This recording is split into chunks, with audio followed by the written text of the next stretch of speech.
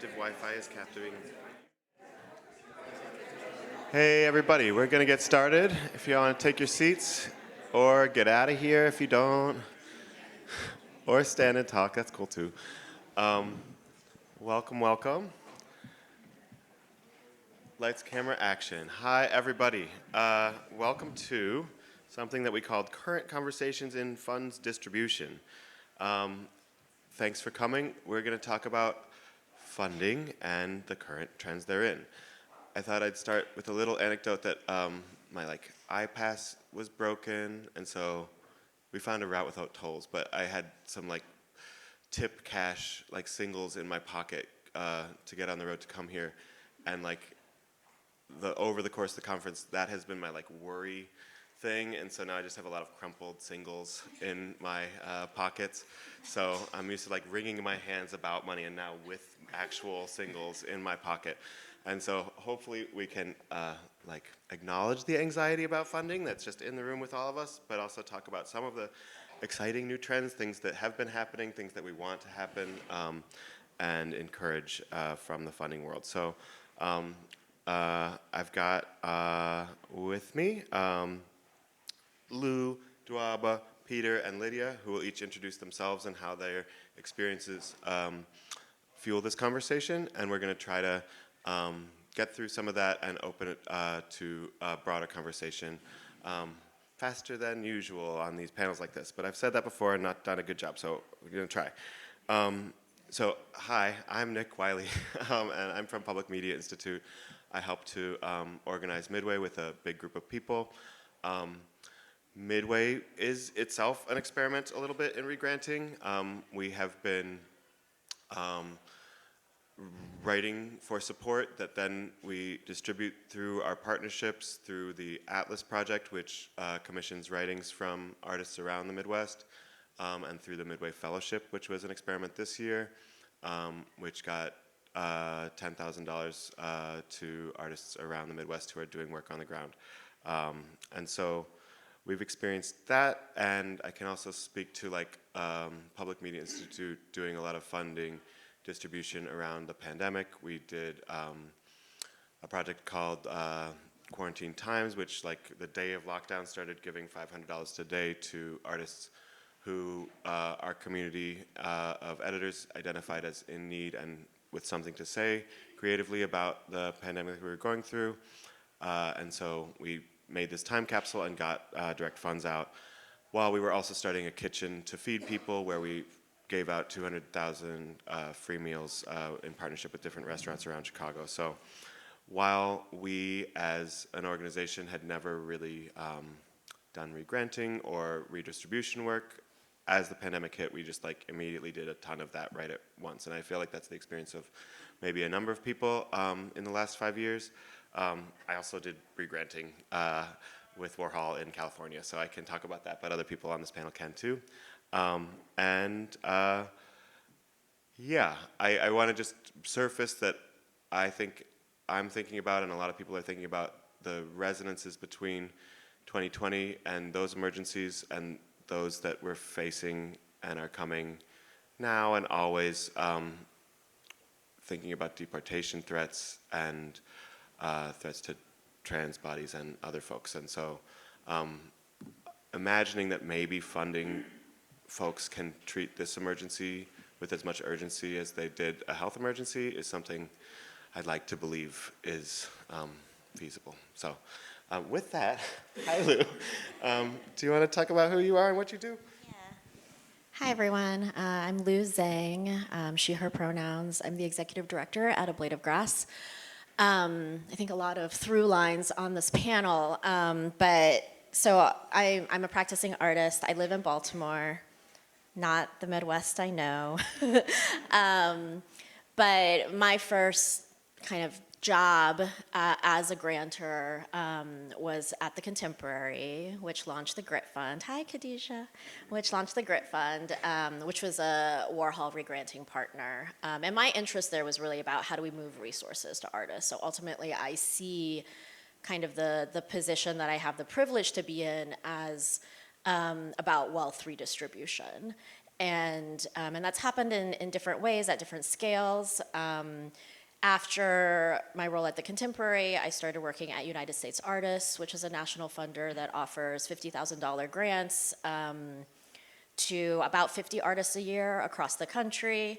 And then my role there, alongside my colleague Lee, who has been my colleague always, we were also at the Contemporary together, was to build initiatives. So my work was really about partnering with philanthropists and other funders to develop like big new projects. One project was Disability Futures, which was developed in partnership with Ford Foundation and Mellon, and that distributed $50,000 to 60 disabled practitioners over basically 3 cohorts.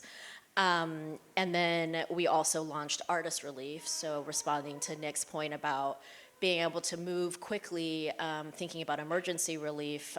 United States Artists, along with 6 coalition partners, kind of came together and was able to launch a relief program that moved about $25 million to individual artists, $5,000 emergency grants, over 4,000 artists in, what, Lee, a year and a half? Yeah. So now, Lee and I are at A Blade of Grass, which now I have a much smaller funder hat on. We do not have the same resources. But you know, when we came to A Blade of Grass, we were really interested in, okay, what can we do here that we haven't been able to do? And you know, I'm very proud of the work that we did at United States Artists, but it was very much through a lens of like merit, right? Who is excellent? Who is deserving? And part of that was we're kind of also a regranter in a way. Like, we don't have an endowment. We raise money in order to give it out to artists. So it's like a way to make certain practices legible, right? So you can ask for that support. And what we're really interested in at A Blade of Grass now is, you know, we're really interested in conversations about shared power. We have a paid artist board. We're really interested in collective work, which is part of why Lee and I are here with you all. I think we really believe in the innovation and the kind of brain power that comes from artist-run efforts, and how do we partner, how do we collaborate to build better infrastructure. In the group that I was in yesterday, about, I think it was building bridges, you know, we talked about the need for like an underlying system of support for infrastructure, so that it's not about redefining everything we're doing to figure out how we meet the next emergency. It's like, how do we resource each other and have a flexible system in place so that we're just prepared for what will be endless emergencies, likely, right? With where we are, with climate, with everything.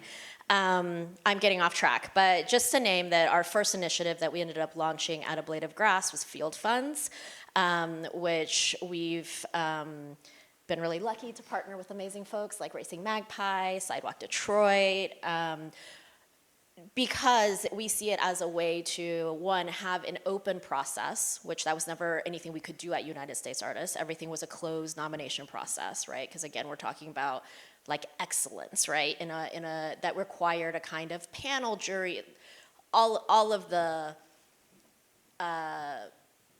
material, all of the concrete. I think of A Blade of Grass as like a blob or a web, right? Whereas I think some of the work that we've done can feel like heavy in all of the things you have to build to do the thing. So Field Funds is meant to be maximally nimble, and it's really done in partnership with artist-run projects. We have an open process where anyone can apply, and then every other month we have a process where it's really for the partner and their community of artists to apply to. And that's been one way that we can really think about supporting across discipline and geography, and just being very intentional about who our partners are. I mean, I'm talking a lot, so I'll stop there. But I do think that a main shift that I see in the funding landscape is thinking more about collectivity and shared power and less about individual exceptionalism, right? I think we're seeing all the ways that American narrative is really problematic and unhealthy and will not get us to where we need to go. So yeah, I think those are the things I'm excited to talk about. Hey, can y'all hear me all right? Yeah. My name's Duaba. I use he, they pronouns. I was voluntold to be on this panel. I'm not an art funder, but I'm excited to talk with y'all. So projects. Currently, I work as a grants manager for a re-granting fund. It's called the Open Road Fund. It's based out of a small organization in the Twin Cities called Nexus Community Partners. Our program, the Open Road Fund, along with the Collective Abundance Fund at the Indian Collective in Rapid City, both of us received $50 million to re-grant. I would say as some, I guess, intended for economic repair for the legacies of the Middle Passage, Jim Crow, redlining, and other forms of economic dispossession of Black and Native communities in Minnesota, North Dakota, and South Dakota, as well as theft of land, displacement, and genocide of Native communities in that same territory. And what we do is through a random selection process, we make gifts, not grants, of $50,000 to Black families that are descendants of Africans who were enslaved anywhere in the Americas, which I think may be something that is the first of its kind, to build wealth on their own terms. And so that could look like paying off debts. It could look like investing in stocks. It could look like buying a home, starting a business. But it also could look like pursuing healing or practicing the arts, as well as getting set up to take a sabbatical and pursue other forms of rest. The other project that I've worked on in Minnesota was a smaller fund that was regifting or regranting funds from the Ford Foundation. It was called the Black Seed Fund, and it included a fellowship program as well as funds for Black community organizers involved specifically in political projects across the state of Minnesota to either expand or start up movements across the state. And then the final project that I'm involved in, or that I'll talk about, is a land stewardship project called the Wild Path Collective. And we were gifted a 60-acre farm, and we are establishing it as a commons. And so I think of it as a shared resource, kind of like a land bank, where folks who want to get reconnected with land, either for agricultural work, ceremony work, or recreation and rest, can all access it as well as contribute to its shared care. And so I think part of the through line of those three projects that I want to share is thinking about grant making and resource stewardship as a prefigurative politic. I think about it in those terms very often because the major funding organizations that I think are funding our enemies, our political enemies, are certainly using the resources that they steward to build the worlds that they want. And very often on the left, or whatever we call ourselves, we are not, I think, often using the funds with the same intentionality. A lot of the times they are kind of band-aids or tourniquets, patch up holes or keep people from bleeding out, but it's not always actively building towards the world that we want. And so in the Open Road Fund specifically, you know, one of the early conversations that we had with the community, not with our funder, fortunately, our funder was really dope, was that this isn't a reparations project, but it is a dress rehearsal for reparations, and we're prefiguring an approach to that work where it is led by Black communities, and in the case of Indian Collective, where it's led by Native communities, and the ways in which we are able to regift the funds that we have. You know, they're flawed.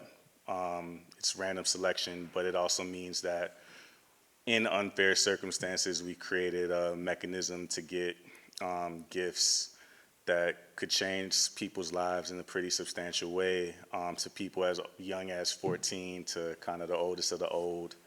And we do that in partnership with, not a panel, but a committee of advisors from around Black communities across the 3 different states. And we do it in a way that relies on consensus, as well as other forms of deliberation. And yeah, I'm just thinking very often about what will be left after the funds run out. We make gifts, 100 gifts a year in the Open Road Fund, and we have enough money to get gifts to about 800 people out of all 500,000 of us that are Black descendants living in the tri-state region. We keep hoping that somebody with deep pockets is going to come by and help us extend the project. But in the absence of that, it just always kind of brings me back to, like, what is the politics that we're seeding? And it also has me thinking about, beyond money, what are other pools of assets that smaller re-granting institutions can then steward and re-gift to people in a replenishable, sustainable way until more funding comes, because a lot of the times it's tied to whatever the conscience of the folks that actually are controlling the purse strings have at the moment. So a change that I would love to see to kind of deepen that prefigurative politic that we can bring into grant making is, again, just more consistent commitment to a specific political horizon. And we can have it, we could do it mask off, or it can be on stealth mode. But without that, we're gonna, those of us who are at least in the line of work of re-granting, we're gonna keep falling into a cycle of, just not having the long-term victories that I think even our funders may want, but are maybe feeling afraid to voice openly. So yeah, that's what I'm thinking about today, and would love to talk with y'all about. Here you go. Hi everyone, I'm Peter Strong. I am co-founder, co-director of Racing Magpie in Miniluzaha, or Rapid City, South Dakota. Shout out to my partner and co-director, co-founder Mary Bordeaux, who couldn't be here today as well.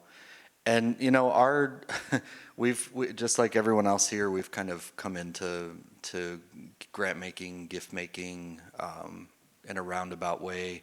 I remember Mary and I like throwing it out into the universe maybe 10 years ago.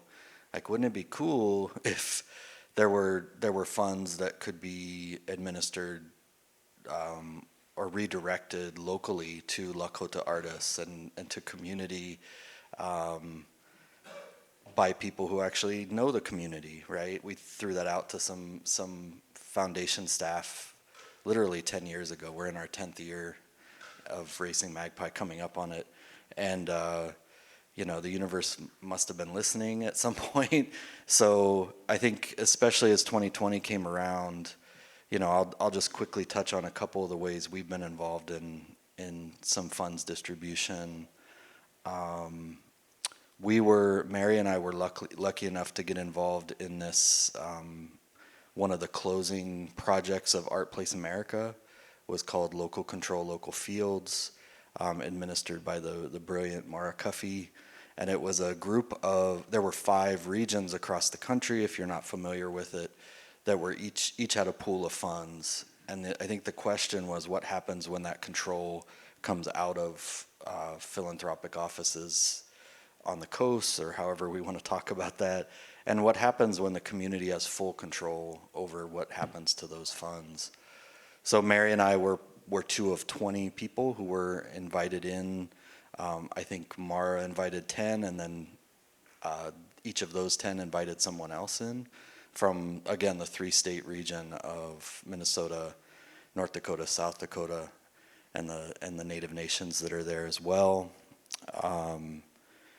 And through that process, we kicked off right in March of 2020, right as the pandemic hit. So we were fully virtual, and then the murder of George Floyd, and we really had to take a deep breath. This is our community, and what does this money mean, and what does this all? How do we actually help in ways that have longer impact? Kind of like Duaba was saying. So, jumping through all that process, we came up with 3 granting programs. There was immediate impact. There was I'll forget the names now, but we had one that was specifically to individuals in the region, and one that was for thinking about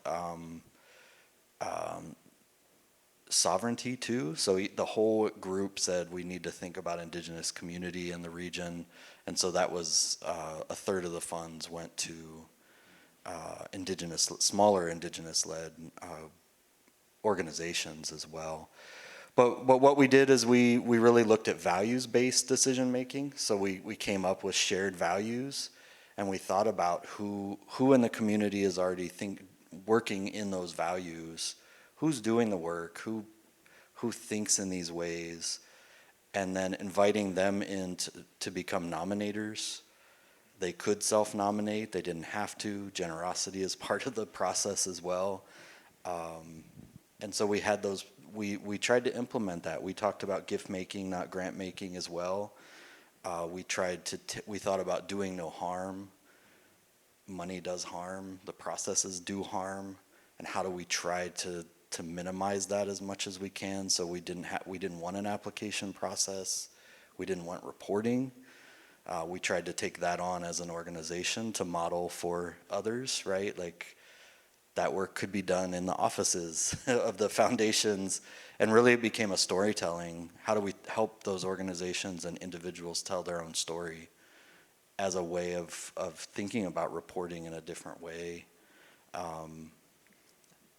And so we distributed $3 million over, I'm trying to stay short here, 2020 to 2021, we had $3 million, we distributed 2.8 of that. We had some administrative costs, but very low.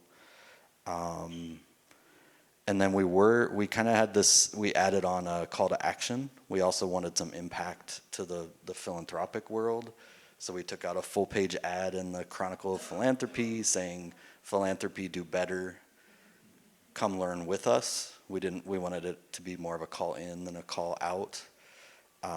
And we printed, I only brought one of each, or we have 2 reports, but if you want to take a peek at those, they're available on the website too. But we had a report that we sent out as wide as we could to try and just show that there is another model, or this is one of many models that could help with this shift. And then it took about a year, and we were hoping to get more funds. And it took about a year, and we got another $1 million re-granting gift. And then we partnered with Propel nonprofits in Minnesota to redistribute some of the seeding cultural treasures money in North and South Dakota, because they didn't have the connections in the Dakotas. So that was another $1.5 million that went out using this kind of, we're the waterers, so there's a ripple effect. And we're currently we took a year to really reflect on our process and got some stabilizing funds, and we continue to lobby for more re-granting funds, or at least seeing some change in philanthropy towards some of this. So we do have a second lessons learned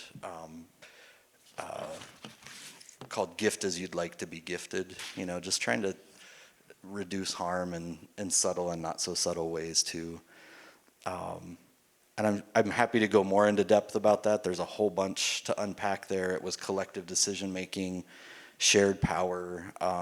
We really tried to center and land in place too. I think that's one point I wanted to bring out, that, you know, we at Racing Magpie talk about this Lakota concept of mitakuye oyasin, or being in relationship with each other. Not necessarily that we're all cousins, but that we all have responsibility and obligations to animate and inanimate objects, or animate beings in the world, including land. And I apologize to anyone who knows that concept better than I do. I'm still, you know, I'm 20 years into living in the community, but I'm still learning. So we've done that. We were also invited in to be a regranter for Warhol funds through our Sinew Fund, specifically for Lakota artists, living anywhere in the world, but coming back and strengthening community, Lakota community specifically. And yeah, I think I'll wrap there because I know we have a lot more to talk about in conversation. Thank you all. Hi, I'm Lydia Deemer, and I'm from Public Space One in Iowa City, and I'm here mostly as a very new participant in facilitating and administering one of the regional regranting programs for the Andy Warhol Foundation. And I'm also going to share some more about a gathering of the Midwestern, actually 9 different regranting programs. We were able to meet in Indianapolis last weekend to really share knowledge. Some of the programs have been part of that Andy Warhol program for many years, and with the Big Field Fund from Iowa City, we were absolutely one of the newest groups in the room. Both Kelmy and I just started this program in 2024. Just to give you a little bit of an overview, because you've heard about Public Space One, and it's a community-led artist space in Iowa City. We actually kind of started with doing projects for artists in the community and for the community in general that maybe were modeled, we didn't maybe realize this, but on a sort of sensibility of offering space, materials, opportunities to artists and people who maybe don't identify as artists. With the Andy Warhol Foundation regional regranting program, right now there are 36 different cities across the US that have these programs, and they are partnerships between the Andy Warhol Foundation and the organizations. The partners are actually able to look at the region that they're representing and really identify what are the needs of that community, or many communities, depending on the region, and also to support work that might not otherwise be funded. So a lot of the work that's being done and funded is more public-facing, it's potentially innovative, experimental. There may be more non-traditional presentations of that work. And I think like the strength of the program, especially as I understand it as a new participant in all of the regranting, is just like looking at how that community-specific outlook is part of the process of building each grant. Kelmy and I spent a lot of time thinking about our region, which is a mix between really modest urban spaces. Like I think we do have like the second largest city in Iowa, but that's a city that's not even 200,000 in population, and then a lot of rural space. And so that sort of specificity required us to think about resources that are really vulnerable or haven't actually been, they've been overlooked. Sometimes those resources are the people. Sometimes those resources are actual infrastructure that could be explored through the visual arts. And I think another thing that I would just say in terms of the meeting in Indianapolis, this was the first time that a grouping of regional regranting programs were able to meet together. And it was really a chance, like I think similarly to this panel, it offered an opportunity to talk about what does the future look like, what's actually happening right now in a regranting program, where we were identifying things that were as basic as what are the barriers for applicants? Should we shift the models of actually thinking about what an application looks like? What could the new models be for that? And I think that extends to all of the steps, whether it's reporting or how do you actually gain feedback from the group of artists that you fund each year? How do you gather them together and build longer relationships inside of the community? And this is also, really it was also a chance to learn about the funding ecosystems in each one of the locations, and to really analyze like how much that differs even for the Midwest region that was gathered, but where there were similarities, and just to be able to partner together in conversation with each other on how to consider different possibilities. But I will share more as we continue to chat. Thanks. Thank you so much, everybody. Round of applause for everybody's work and insights. Thank you. We've got about almost 20 minutes left, and so I'm going to stand and move a microphone toward you all as I continue to crumple this dollar nervously. And I guess I'd love to, of course, open up this mic for questions, but also just if people have other projects they'd like to share, things in response that aren't necessarily questions, visions for how you'd like to see funding change, open questions for the room, zodiac signs, whatever you'd like to share. So I hope someone would like to do at least one of those things. Great. I'm gonna run over here. Can I ask you, Joe, to pass it back? Thanks. Hi, I'm Erica Nelson. I live in Lucas, Kansas, a town of 340 people. So how do we as rural communities get that representation too in front of these foundations that reflect our knowledge of our areas too, and not just as that sort of afterthought from Kansas City for me, or from Wichita, where it's like, oh, we should probably also have a little bit of rural influence. So how do we become a Warhol partner as a collective rural voice?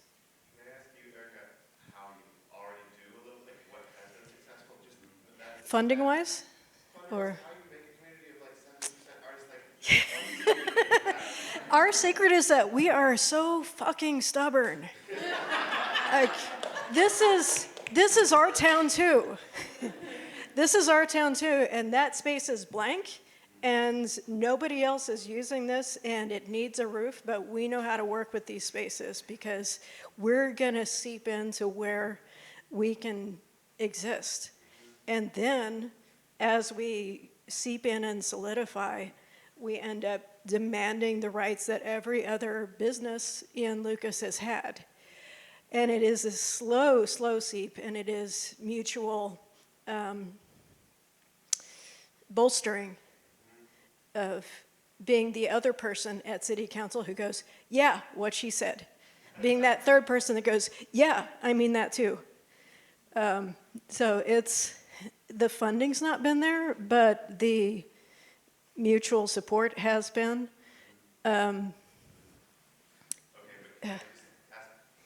what funding though, like has it, like I'm curious about like how the relationship with Kohler has been and that sort of legacy of maintaining each other's artist-made spaces. Yeah, so Kohler is very specific in that they did help with the Garden of Eden restoration.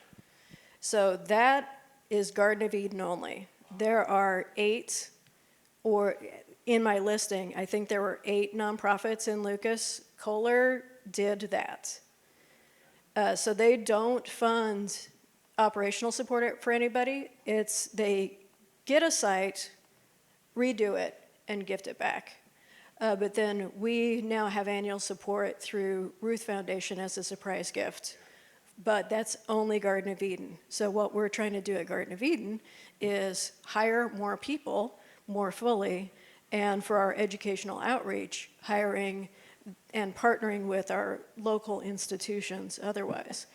But there's not that for the Artist Co-op. There's not that for the Art Center. There's not that for the roadside attractions. There's not that for the theater. So there's not a Kohler Foundation for each of these other niches that have been identified. The thing that we do have in common is usually shared board members, because one person is on all of them, and shared audience, but it also means that event planning and giving back to our community has to be a concentrated effort. I think the Art Center might have foundation support, but not any sort of specialized gifts, so they do have to do a lot of fundraising. Theater is volunteer run, 0 paid staff, and we have movies every Friday and Saturday, so that is also stubborn people going, no, we're having a frickin' theater because we need one, we want one, and we can build it. I'm sorry, I totally just made you answer your own question, but but I do want to see if the panel has anything to say about specifically rural projects and how they can find support. Oh, nope. Can you talk more about Just for accessibility. Oh, yeah, okay, thanks. The paid artist board and how that works, I think, yes, at Blade of Grass, you mentioned that. And yeah, are there other board members that are not paid? Okay, so I'm just going to park that we have questions about the paid artist board, and comments about rural are invited. Sorry, just saying rural, but yeah, you know what I said, yeah. Well, I can jump in a little on the rural side. That was, I think, to your question of how does that happen. For the waters, we really looked at ourselves as proof of concept. Like, we have this idea of if you approach things from a community, every community or region knows what it needs the best. And if you support that and you decentralize the decision making and the power, that those funds will go further. The impact will be felt much more, much better. And so we came out and we ended up with 55% of our fundees or giftees were in rural areas. So, and we use the federal definition of under 50,000, right? I think that's what we used. So what we've heard is that that's pretty unheard of from a foundational level, and we just wanted to say, look, this can work, or these ideas something needs to shift structurally, move that decision making out into those communities. So, and then we tried to put that information in front of the decision makers too. So that's kind of where we were with the rural aspect.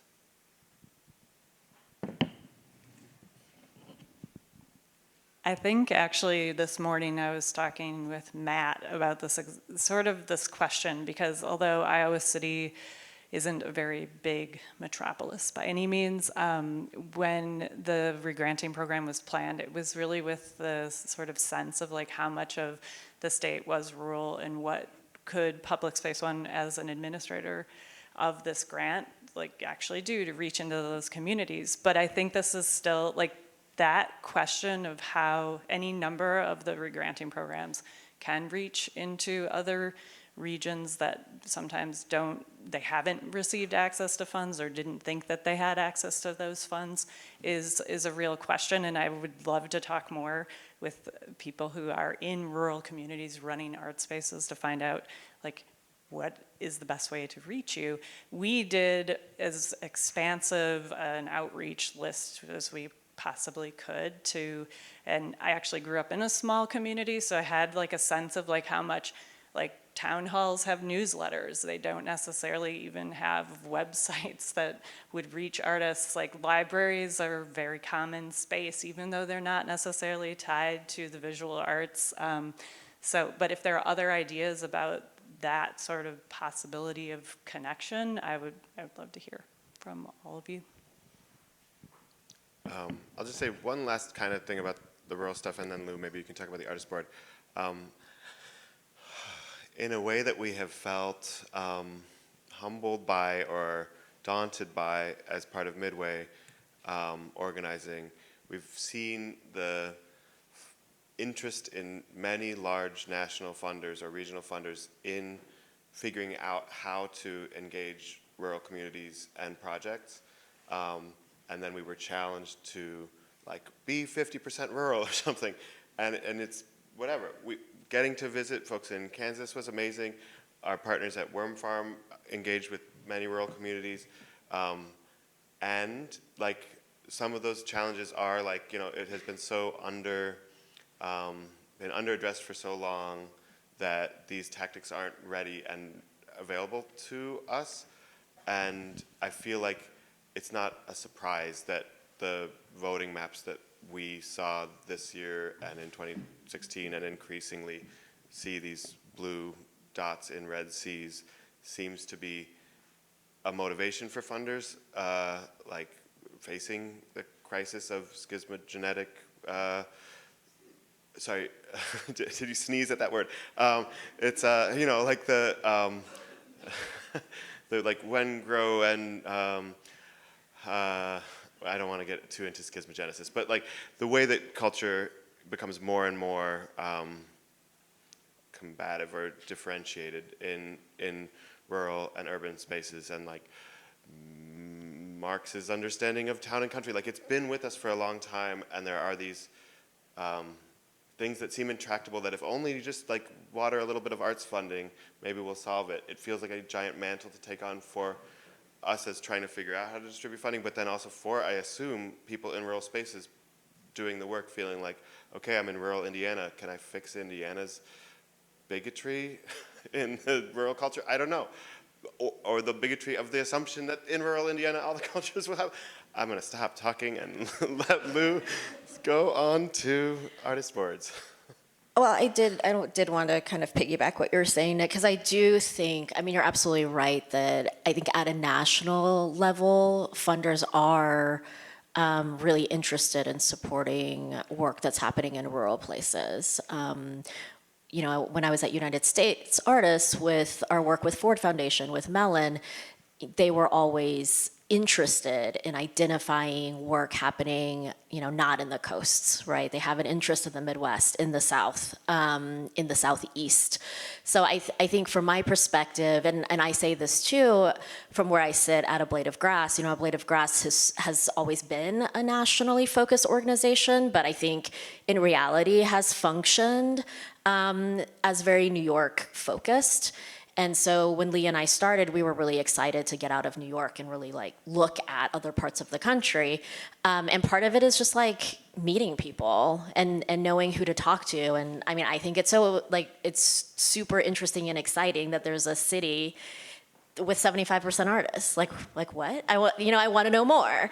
So I think a lot of it is like, having a platform to share your stories, right? I don't know if something that might be helpful is to organize with other rural communities to have and I know that's challenging, right? Because maybe there's some similarities, but they're not, you also will have differences. But I think there is something, if the goal is to kind of attract a national funder or more funding opportunities, it's like how do you tell that story? And, you know, maybe Midway can, sorry, Nick, adding to, you know, no, I think Erica's there are- an editor for the Atlas. You're going to tell yeah, stories with there's us. things that maybe you can plug into, like Ruth Arts has like a national platform, right? Is there a way for Ruth Arts to highlight some of the work that they're supporting locally, regionally? So yeah, I think it's more like how do people find out about the work that you're doing? Artist board. So A Blade of Grass went through a governance transition about 3 years ago. Our founders kind of stepped away and transitioned the organization to be entirely artist and arts worker led. So we have 6 board members, 5 of whom are artists, 1 is a curator. And they are all paid $15,000 a year for their time on our board. And they're all paid. We don't have any unpaid board members. And I think the benefit of that is that the vibes are good, right? Like we're on the same page. Like we can move really nimbly, we can move really quickly. There's no pushback about wanting to really prioritize staff care or support. Or I was 3 months pregnant when they hired me. And I told them, and A Blade of Grass was in a really sensitive moment. They were, my board, my future board, they were the first people I told I was pregnant. Like, like before I had told my friends or family, because I was just at that like 3-month mark. And they hired me anyway. And they also didn't make a big deal out of it. They weren't like, oh, we're really gonna help you out. They were like, congratulations, next question, right? So that part of it is really beautiful. The harder part is my board doesn't do the thing that many boards do, which is give you a ton of money. So we have other problems. So I think the culture piece, the artist-led, all of that is great. And I think it is about, okay, what are the things, how can we fundraise? My board is also, we're interested in other models, right? And one thing that we're also all on the same page about is we're not, sustaining the organization isn't our goal, right? Like our goal is to do good work in the time that we're together, and it's okay if that doesn't last forever, right? And that's really, I think that's something that the board and the staff are on the same page about, which takes, it's just so, I'm beyond grateful as an ED, right, that is the place that we can operate from. Really roundabout answer to your question, but I think that's, there's pros and cons, but I think mission-wise, it's been really beautiful and super important, and I'm very grateful to be in this situation at this moment. Thank you so much. I have a question from the online audience, and so I'm going to address that. Hi, Mia Kim, wherever you are, I think in Chicago. I have a question from you, but I'm just going to quickly note that Solidarity Lou, we at PMI also have an artist-driven board that is not a fundraising board, and the thing I like to tell some funders is that, other funders are changing in that they don't think that it's important to qualify who is excellent enough to get money based on a handful of rich people thinking you deserve it. And then those other funders are like, yeah, we think that too. So just like maybe plant those seeds. I don't think they're fictional seeds, it's happening. But I think it needs to happen more. So here's Mia's question. Hi, thank you so much for this conversation. I'm unable to be there in person, but would love to ask a question. Okay, here. Are the panelists experiencing a change in priorities by foundations to work with re-grantors and folks in deeper relation with their community and region?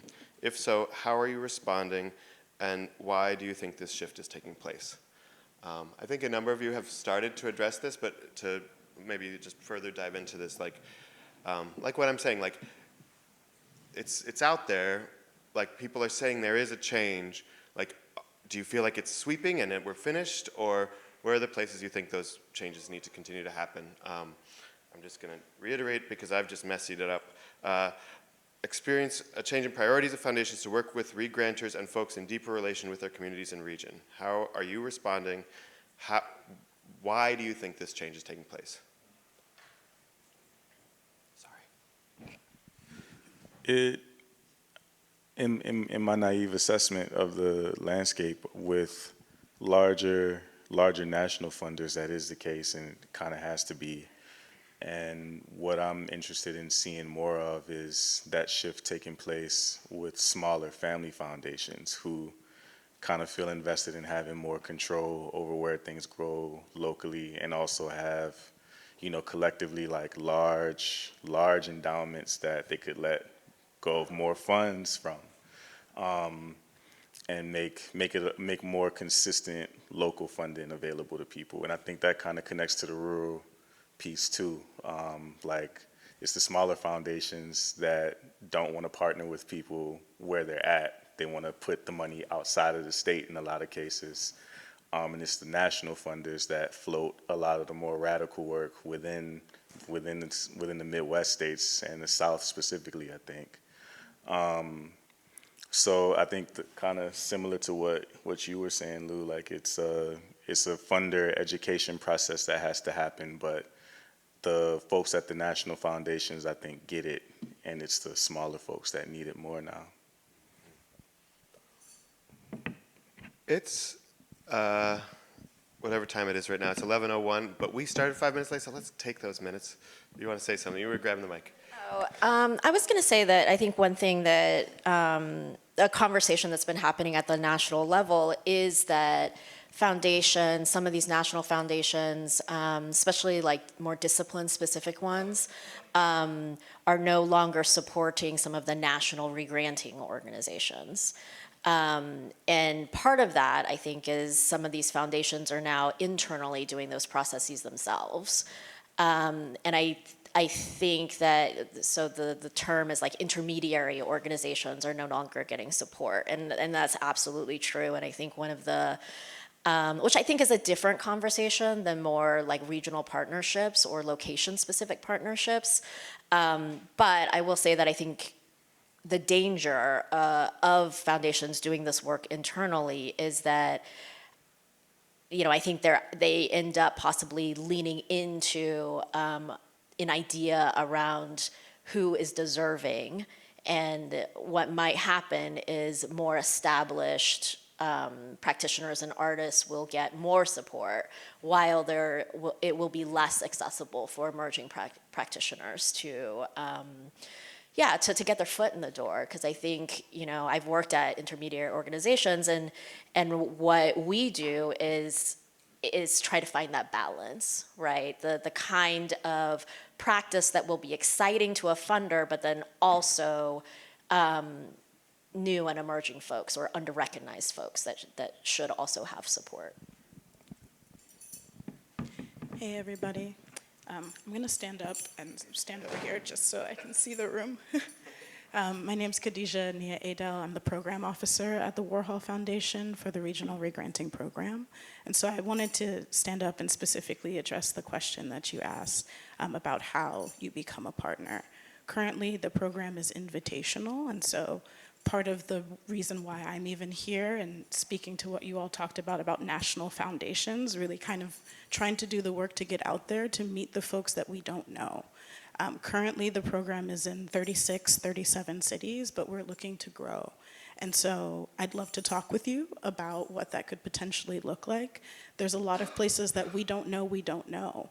And so it really is up to foundations to do the work, to get out there, to meet people where they are, and to learn more about the incredible work that's happening around the country with very little support. So I just wanted to name that because I think everything that folks have shared today is incredibly important, but you know, it's difficult when there aren't a lot of foundation bodies in the room to be hearing this, right? Like, you all know this, but it's people in our field that really need to be tapped in and really do the work of leaning into these conversations. So I just wanted to thank you for lifting up what you did.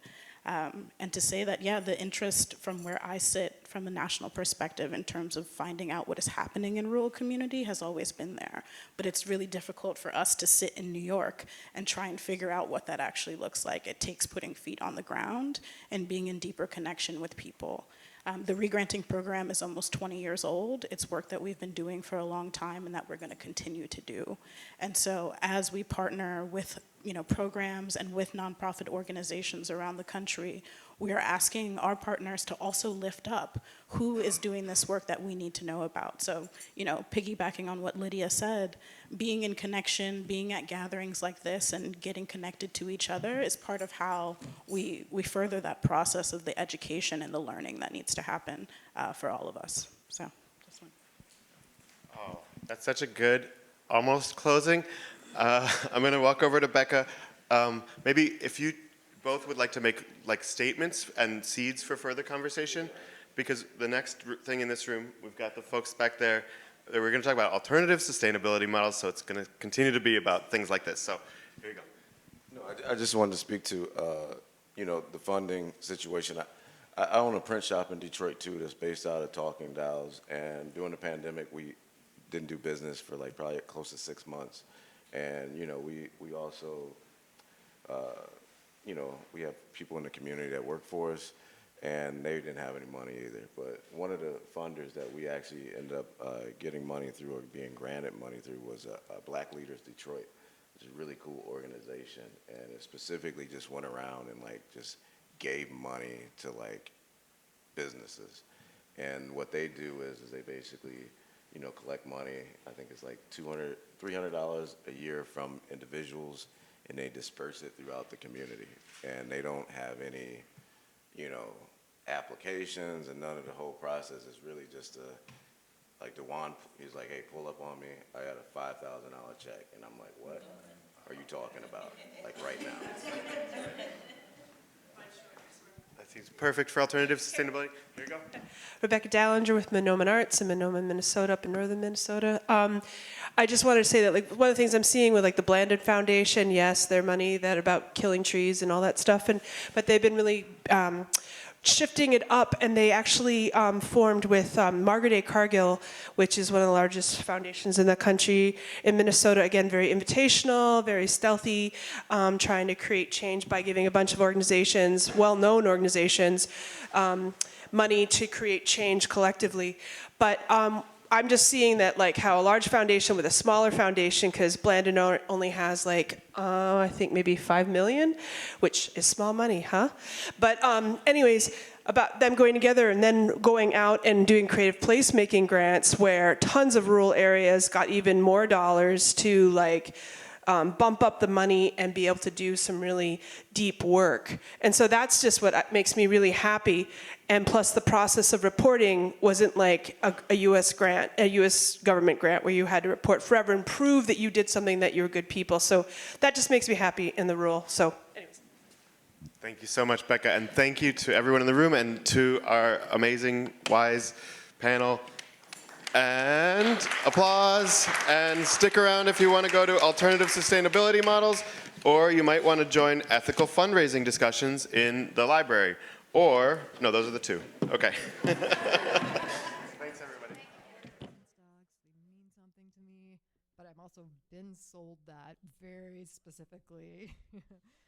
So yeah, I guess my sculptures they look a lot like commodities, but they don't behave the way they should. And the majority of things, I would say that, kind of most recent on your website, but this is a pleasure. It's been a minute since I think